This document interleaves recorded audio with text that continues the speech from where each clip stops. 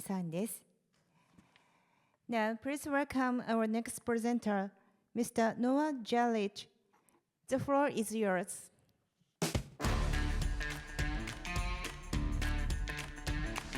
Hello everyone. Let me just make sure that it's full screen. Okay, there we go. So I hope you're ready because I'm gonna dump my corporate trauma on you all for about 20 minutes now. So I'm deeply emotionally scarred. The reason for that is that I was exposed to non-technical founders and the way they manage security. You see, in general, we're talking about how you should be fearless in your approach to business, how you should just move forward and stuff like that. And that's all fun and dandy and good until your non-technical co-founder sort of guy loses the access keys, the entirety of the 3 physical hardware wallets that control the multi-sig that controls the entire platform 2 weeks before launch, and suddenly you have to redeploy an entire system with no time, right? So with that in mind, this year I had the thought that maybe I could put some fear of dog into all of you people and tell you a little bit about operational security. But first, a little bit about me. So I'm a security researcher and software architect, currently engaged with Oasis as a core dev and with Cyber Capital as an external researcher. I've done many security audits, somehow with no production bugs. I'm a parent, and I very much like public transport, bikes, and trains, so I'm enjoying those aspects of Japan very much. Anyway, let's get into it. This is like a little story time I prepared. So let's start, because people like stories. So this is Sashko.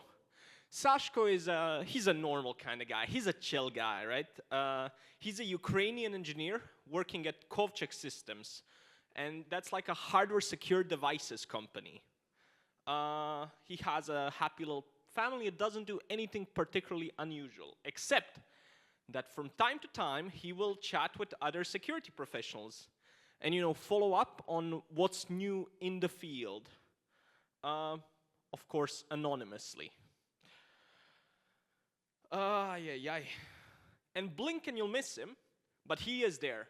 He shares useful insights, his knowledge, and he's well respected and considered helpful, you know, in various Zulip or Telegram or whatever chats where he may engage. And now this is a story about humans, so there of course has to be a girl. And there is a girl. This is Kim. She's a teenager from the Democratic People's Republic of Korea. And she is what we would call, let's say, a searcher or a Googler. Every day she fulfills her role. She collects information and creates files on various topics that her government assigns her for others to use. And today it's her lucky day. She doesn't know it yet, of course, because today she found Sashko, or at least his pseudonym. She doesn't know much about him yet. She doesn't even know that he's a he, but soon she'll find out more. Anyway, back to Sashko. So today the team hit another major program milestone, which means that everyone gets a nice little bonus, which is great. It means Bogdan, that guy, is one step closer to his retirement farm that he's been awaiting for a long time. On the other hand, the other half of the day was spent on like a security briefing, which everyone hated because, you know, what a waste of time, security. And they said they would talk to senior management about maybe reducing those. After the briefing, after the workday ended, they walked over to a new class place that opened. It caters to the companies in the tech park where Kovchek Systems is located.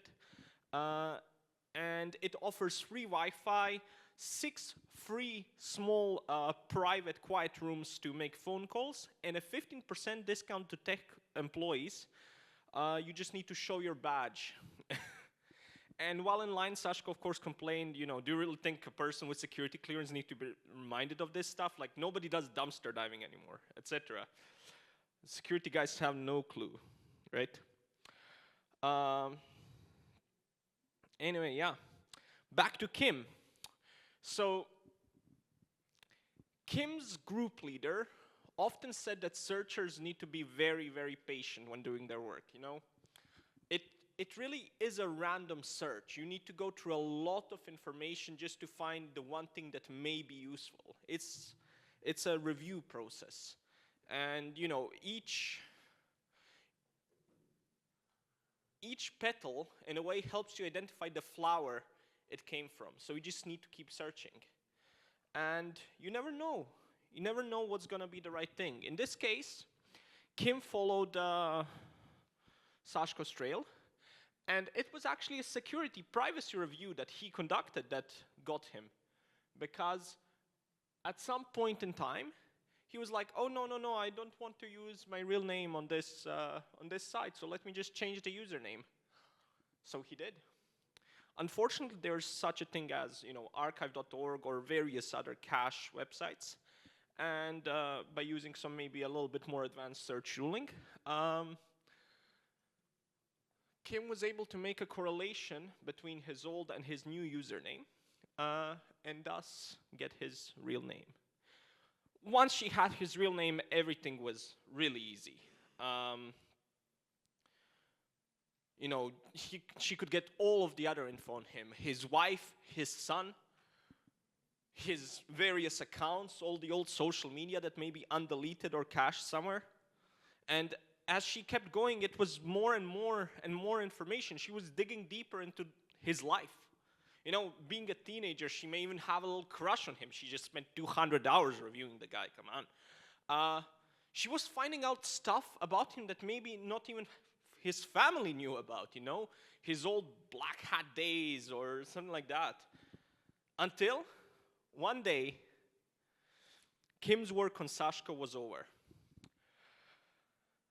Kim's leader rewarded her for her 200th completed file, and soon, of course, her family got upgraded in accommodation, etc., and soon she would even have the honor of recommending her little 13-year-old sister to join the searcher team. They are very, very intelligent in the family, right?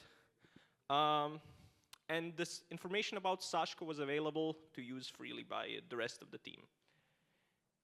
Anyway, forget about all of that. It's been a year or maybe even 2 years, and who can remember what happened back then, right? We're at a conference, and Kim's government became aware that there's a certain vulnerability in a certain version of a security chip, and they're hoping to use it. And Kovchek system is a big hardware provider, so they're hoping to maybe find out if Kovchek system uses that vulnerable version. And Sashko is at an out-of-town engineering conference. Similar to this, you have a lot of little booths and you have reviews for who can come in. You may even require company sponsorships to get to certain places like speaker rooms or VIP rooms, etc.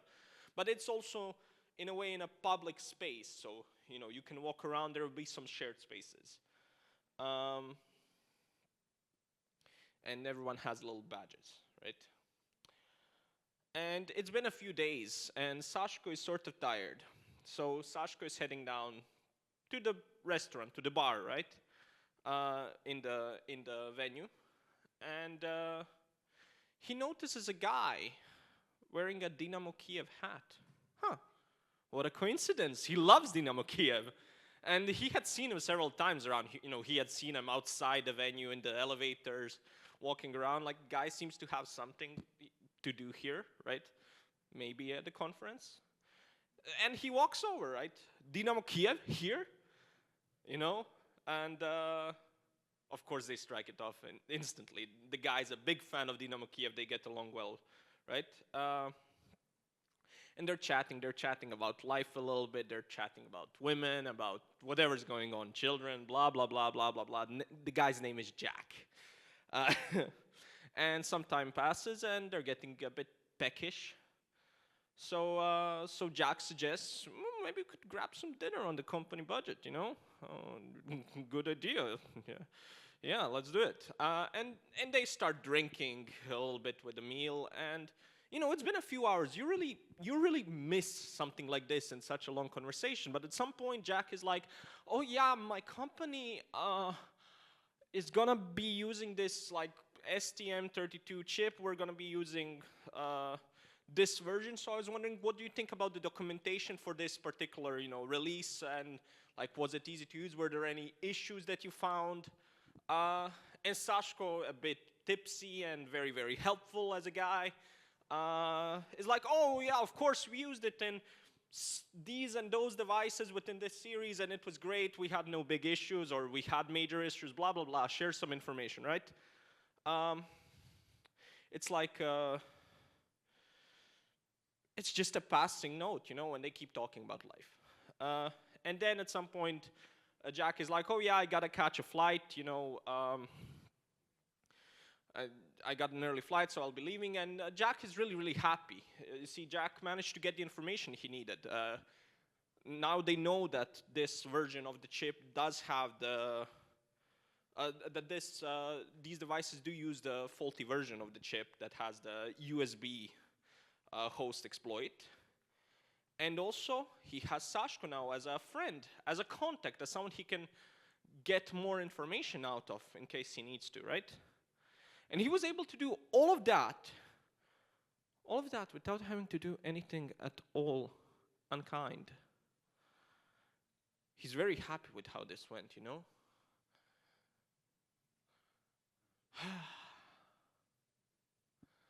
So yeah. A few weeks pass, another wreck news case, or, you know, a hardware wallet produced by Kovacek Systems, blah, blah, blah, blah, blah, blah. Or maybe alternatively, you know, it was a YubiKey or something like that that was used to sign secure messages or emails or blah, blah, blah between like an activist group, which is now leaked. I mean, you do not have a terrible amount of, let's say, anarchist-style activism here, but maybe in a more oppressive regime. And yeah, some members are executed or killed due to the breach of confidentiality. And I really hope this had an effect on you, because I would really like to avoid uncomfortable situations in my future.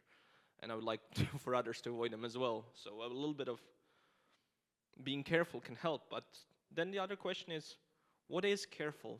What should you do? What can you do? And the first thing you need to know is that OPSEC is not a magic list of rules that you just follow. You know, there's many ways to get to an end result, and I don't want you to fall for marketing, because you don't just throw on a VPN and call it a day. Heck, you don't just do Tor and call it a day. You need to build your defenses based on who's after you and what do they want and what happens if they succeed. So the first question is, who are you protecting? Is it business information? Is it illegal activities? Is it personal data? Or is it just like a right to privacy, you know, idealist approach? Are you a journalist, an activist, a hacker, or whatever? Because different assets require different levels of protection.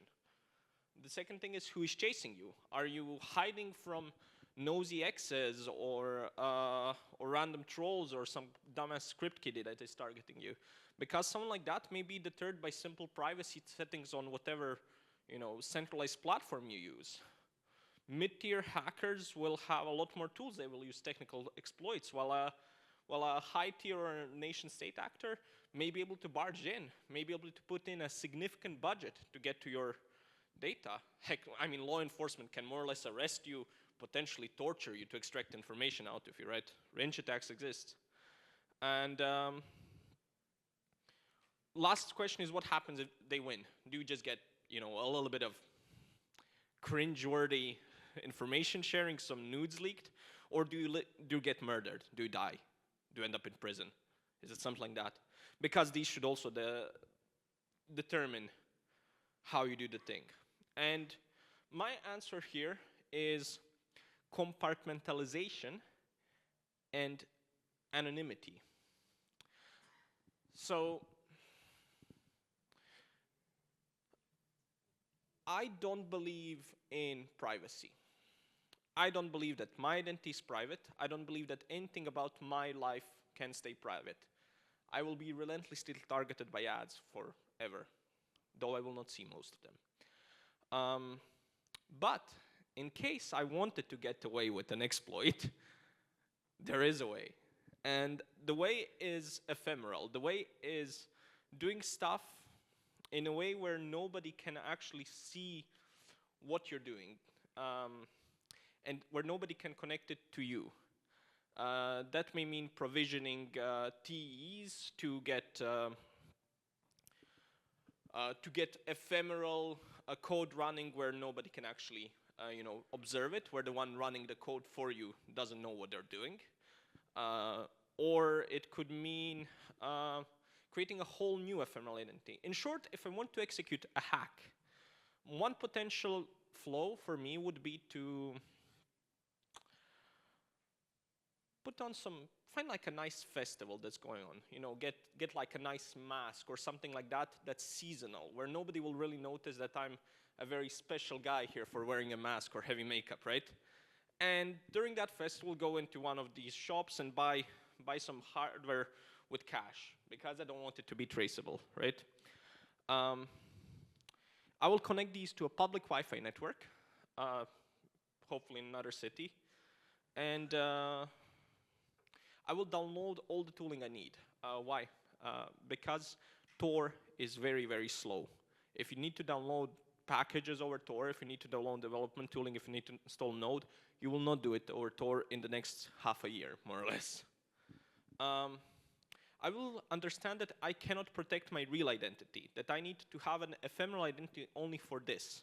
I will make new wallets, which will be funded through mixers, and I will prepare my payload within this secure operating station that is constructed exclusively of untraceable devices in an unknown location. And I will execute everything, of course, through Tor. And what I should end up with is, once the hack is executed, once all the bridges have done their bridging work to get me to Monero or Zcash. Zcash is also good for mixing, by the way. It just doesn't have the reputation that Monero does, which is actually good. And I'll be leaving with a piece of paper with a list of 20, 30, 40 Monero keys that have had several hops that contain all of my yield. Of course, distributed over these paper keys. All of the equipment used to execute the hack should be shredded, burnt, and completely destroyed. And at no point should I associate this with my identity. I should not change my lifestyle for a long time unless I can launder the money in a reliable way. And that's more or less how it would go. So, like, there is a way to get away, right? Of course, it's very hard. There's a lot of tooling, and I've seen many, many hackers get caught. So it's not so easy. Don't do crime, kids. What you can do instead is you can think about what your own security and privacy is, and what are you actually doing? Like, do you use social media? Do you use social media where you share your info? Because maybe you're a target of a basic criminal who is trying to kidnap you or rob you just to get your crypto.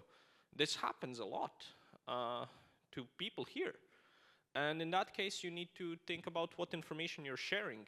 Can somebody deduct that you're here in Osaka at this building right now? And do they know what your face looks like? And do they know what your crypto wallets are? Well, somebody may be waiting outside the door, right? So yeah.